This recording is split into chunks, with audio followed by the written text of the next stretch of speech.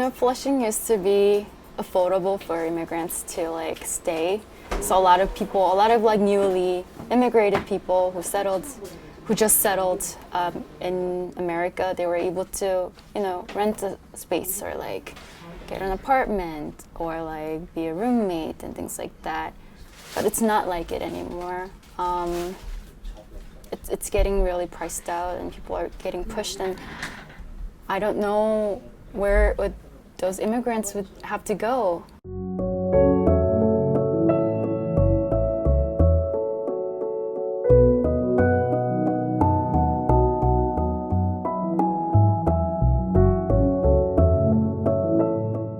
I'm an immigrant from Korea. Our family immigrated to Flushing, New York, about like 10 years ago. And then ever since that, I grew up here. We start life here, and then we're building our lives here.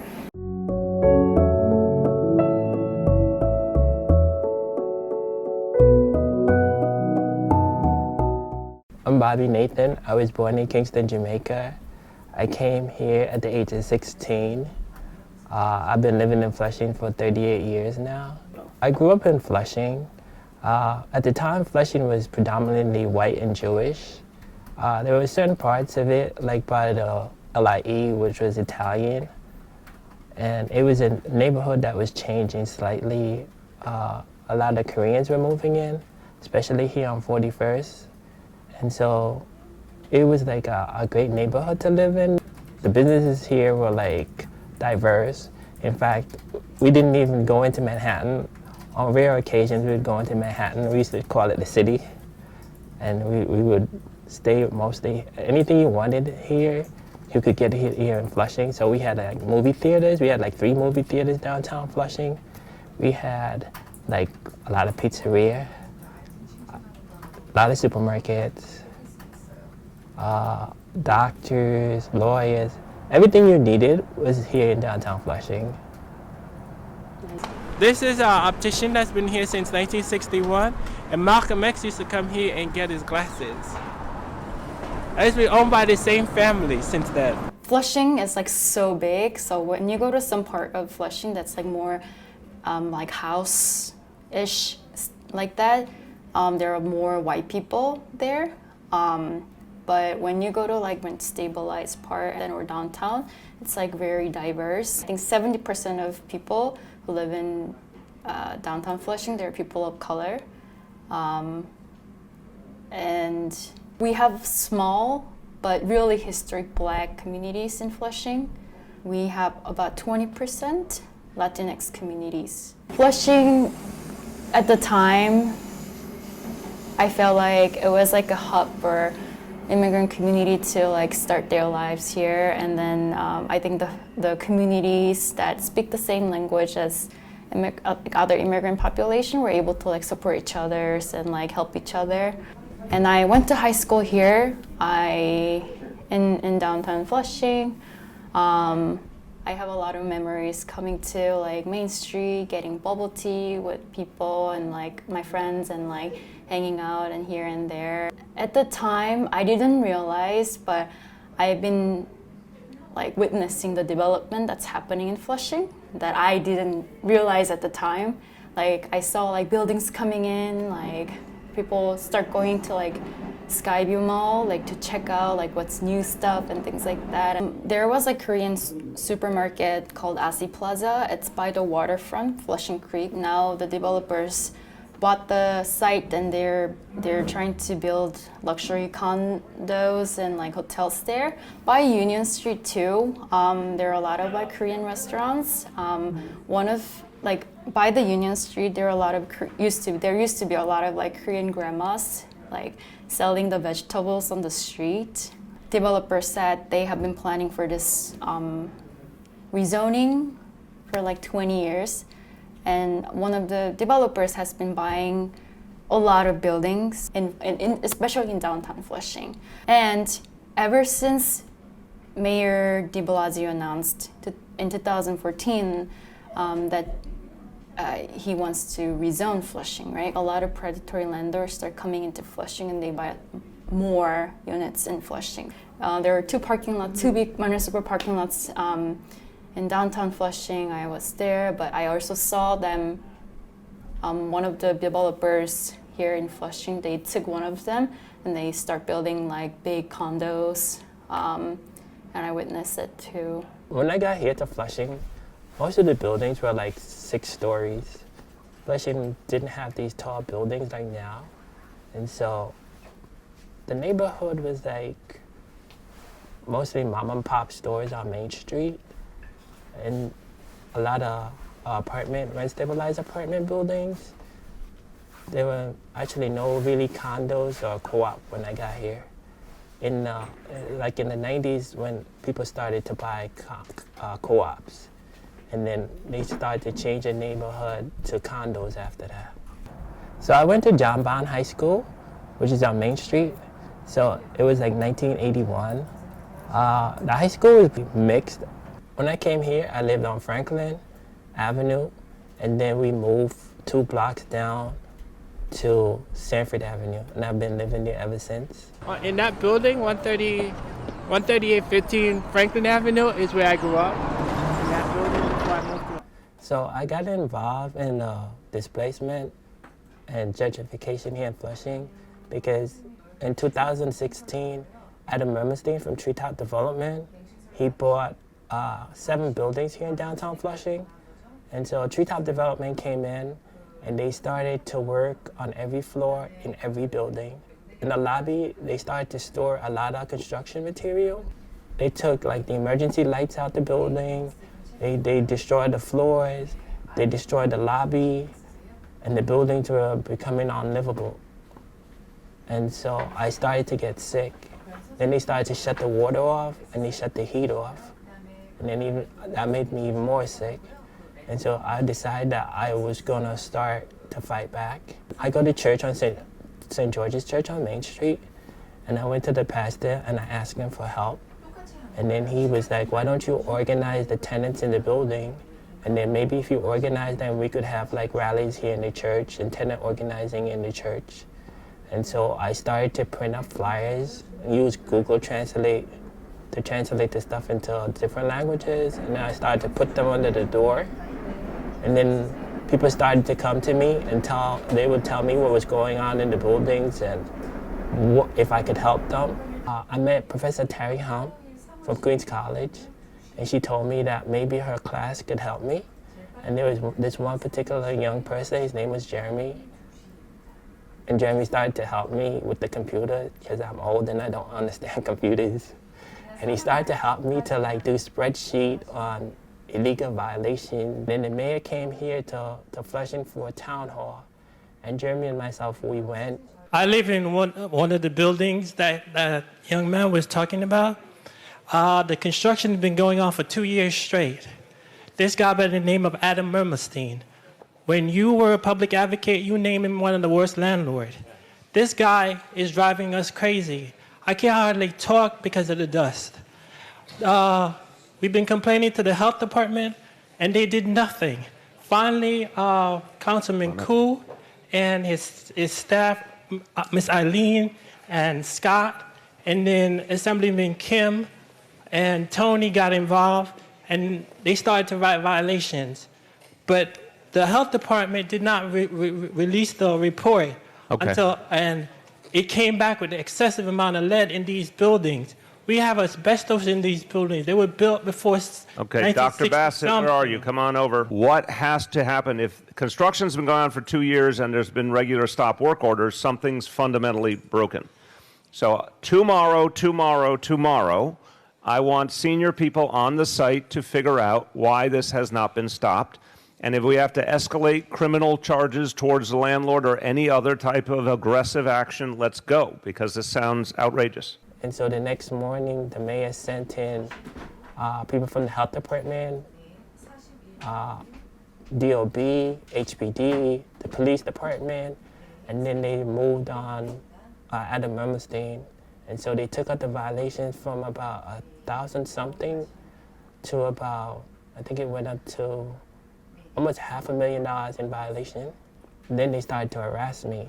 They started to throw my mail by the door. They went into the apartment And so I had to get the 109 precinct involved. And I also had to have Department of Investigation come in. And so I came to MinKwon one day and I met with Sunny, and she offered me a space and a desk and computers to use. And so we started to work together as a team. Oh, I'll just take that part out about students feeling PTSD, getting PTSD. No, you can leave Yeah. that in there. Because it's the truth. At the CV7 hearing, so should I say teacher or like somebody testified that at her school by that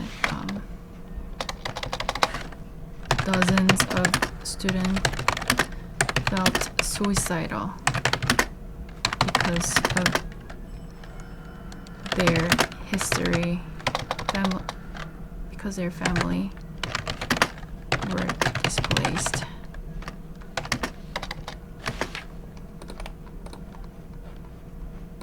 Every apartment that was renovated, they destroyed, and they started to make the buildings unlivable. And they decided they were going to turn the buildings into condos. All 5 of the rent-stabilized buildings into condos. And so we decided that we were going to even fight more for the rent laws to get rid of the MCIs, because that's one of the things they were using to displace the people here.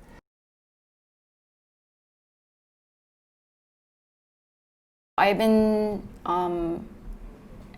going to door knocking and doing outreach to rent stabilized apartment, and then try to build like tenant association with people. It's really diverse. So when I go to door knocking, I can't just use Korean and English. I have to translate all the materials into Chinese, typically Mandarin, because I see a lot of people who speak Mandarin.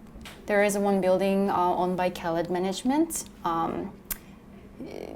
They have been charging rent-stabilized tenants. They have been charging them market rate rent for 30 years, and most of the tenants who were affected by them were Korean. Rent-stabilized building, now owned by A&E. A&E is one of the worst landlord and predatory landlord in New York City. A lot of people in that building, they complain that there's a lot of noise, dust coming in. It's so bad for them, and they, a lot of them have like residents who's been there for a long, long time. They can't stand. The landlord doesn't fix issue like repairs in houses. I think Flushing has the highest rate of converting the basement as well. So people go to attics and basement and things like that, but they don't know that it's a displacement, that they have been displaced. We also see like a lot of homeless population growing.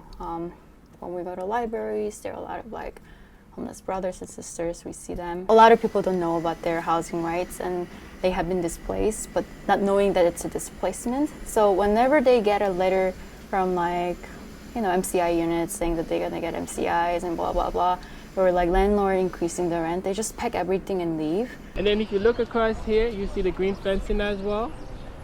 Right. So you'll notice, and then if you look all the way down that block, there's green fencing. Exactly. Green symbolize that they're doing roof work and facade work. It's a part of doing it so they can get the MCIs, major capital improvement.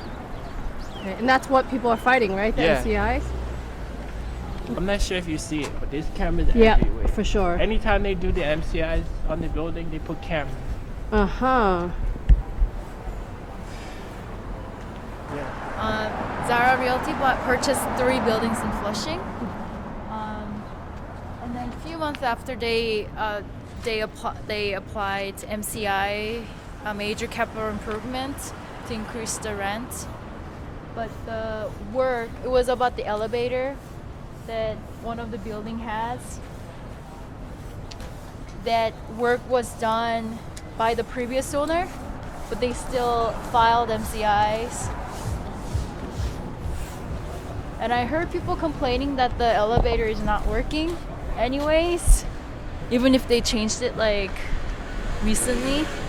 And they are now doing like the facade construction.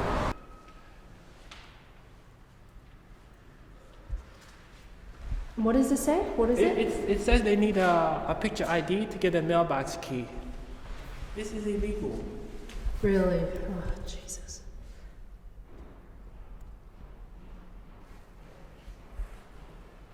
Alright, then. We do it anyway. Hi. I think as a tenant organizer, one thing that I really have been trying to do is to connect people from different backgrounds, different language, and different generations to come together and fight against this predatory landlord, predatory zonings, that stuff that will displace working class people here, especially people of color. Can you tell me what the flyer's about? It's about yeah. So it's about informing people about like what they're building now. They haven't been doing any, outreach to the community so let community know what's happening. To call Councilman Peter Koo and Queensborough President. Yeah. Hello. Wait, Bobby? Bobby's here. I'm messing with you. I'm not. Brenda, Oh, this is sorry. This is English. we were talking about you yesterday. Yeah, but you never answer your phone. I've been sick. You didn't know? What?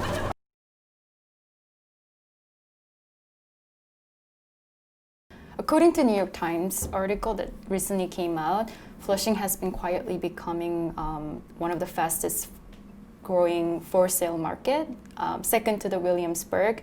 And the price of condo jumped nearly like 86% from 2009 to 2019. So there has been a lot of speculation, and I think it's really connected to the zoning. So this is the back of U-Haul, and this is Flushing River, also called Flushing Creek. I refer to it as the Doodle Water Creek because it's filled with nothing but polluted.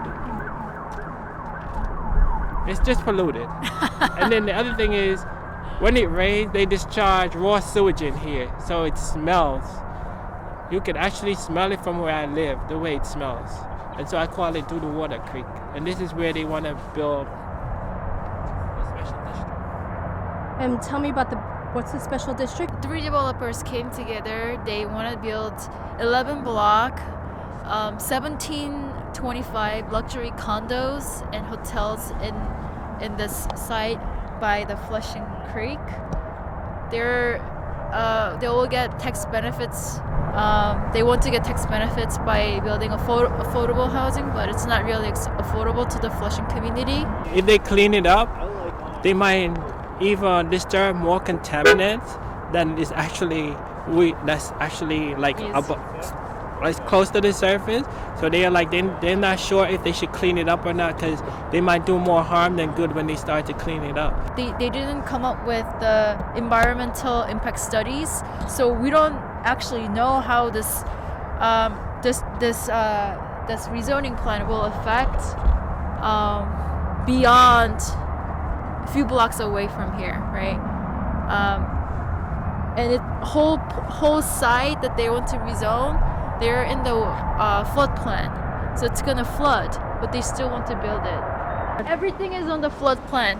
All of this? All of this. And they want to build luxury. Yes. Where the green is where the flood line is.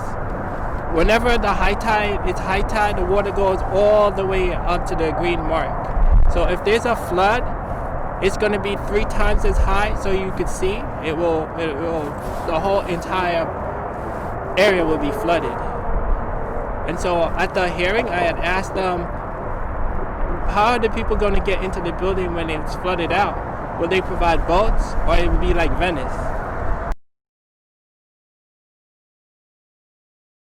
I've watched my neighborhood change. People are becoming homeless. I go to the library and I see people that used to live amongst me and now homeless with bags in the library. I also go to St. George's Church. We have a food pantry. When we started, we used to feed 50 people. And as of every Saturday, we are feeding between 500 and 600 people every week. This is what's going on in Flushing. We have homeless people sleeping under the Van Wyck. We have people taking showers in our park in Flushing Meadows Park. Nobody sees this unless you live nearby. And my blood, my great-grandfather was the first Jewish rabbi in Jamaica. One of my great-grandmothers came from India. She was an indentured servant. Also, my blood is African slaves. This is why I fight for the people in Flushing. Everybody keeps telling me, Bobby, why you keep fighting? Why you keep fighting? Just let the neighborhood change. F&T told our church that they were going to build parking space and we'd be able to use it on Sundays because the church doesn't have parking space. They are our neighbors right across the street. And when we asked them, they did not give us those parking space. When they were building on the Muni lot, they told us we were going to get the YMCA, we were going to get all of these open, we were going to get a theater, we were going to get park. Guess what? We got none of that. There's a little sliver of a park, and when we want to use it, they said, no, we can't use the park there for any event. So I'm telling you, for 20 years, they've been buying up the lot. I'm not sure if y'all have ever seen this, but for 20 years, F&T has been buying up Flushing, block by block by block. The building at Community Board 7 is owned by F&T. This is what they've been doing. Their plan is to turn Flushing into the Asian Times Square. Can you see this, everybody? Thank you, this Mr. is not me Nathan. saying it. 안녕하세요. 저는 플러싱에서 오랫동안 살고 활동을 한 한티나입니다. 저랑 제 친구들은 이 강변 재개발 계획에 찬성하지 않습니다. 사실 이 지역이 저한테는 제일 살기 편하고 집같이 느껴지는 장소입니다. 하나 저는 은퇴한 노인으로서 렌터비가 너무 비싼 이 지역은 살기가 많이 힘듭니다. 매달 적은 소득에서 상당한 퍼센트의 돈을 렌터비로 쓰니 남은 돈으로 먹기 살기가 어렵습니다. 저랑 제 친구들은 전부터 노인 아파트를 원합니다. 렌트비가 저렴한 노인 아파트가 충분하게 있다면 몇 년을 기다려도 이 재개발 소식이 없는 이런 딱한 사정도 없게 될 것입니다. 제가 이 재개발 소식을 들었을 때 이 소중한 땅에서 서민들이 원치 않는 것을 지을 것이로구나 하고 많이 화났습니다. 제발 이 서민들의 말을 들어주십시오. 이 재개발 계획은 우리 플러싱 주민들을 위한 것이 아닙니다. 부유한 자들을 위한 것입니다. 제발 반대해 주십시오. 감사합니다. When they were building Skyview Mall, they used like BOA brownfield money to clean up the street and things like that. And all the construction noise and the dust, it went all to the blend houses, right? But they didn't clean this side of the street. Huh.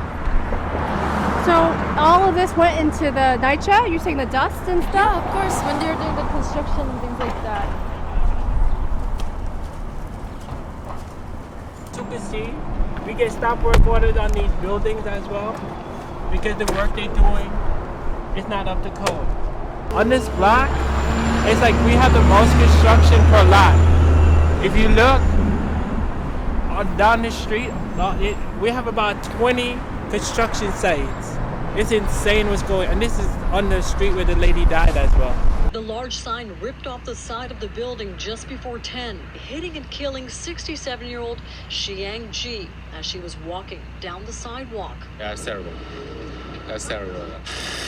Fire crews quickly responded on the roof, trying to secure other loose pieces of aluminum as the winds whipped. Emily Lee concerned for her and her 2.5-year-old daughter's safety as she stepped out. When we came down the stairs, I was like, let me cover her, anything. It's not safe around here, the construction. I think the people don't really watch out for the safeties around this area. Officials say this building that has several shops and a food court has 18 open building violations for illegal construction work and signage. One of those violations could have cost a life, and now this is on the minds of many here. 3 weeks ago at the corner of 41st and Main Street, a facade fell on top of a lady and it killed her. Because the work being done here in Flushing is dangerous. They're not conforming to DOB code. So you can see a lot of the buildings here, we get work stop orders on them. It was like right in front of the bus station. Yeah, and some politicians like blamed on the wind. It was like wind was blowing so hard or whatever. But around that area, there were like a lot, like more than seven, like constructions were going on. Yeah.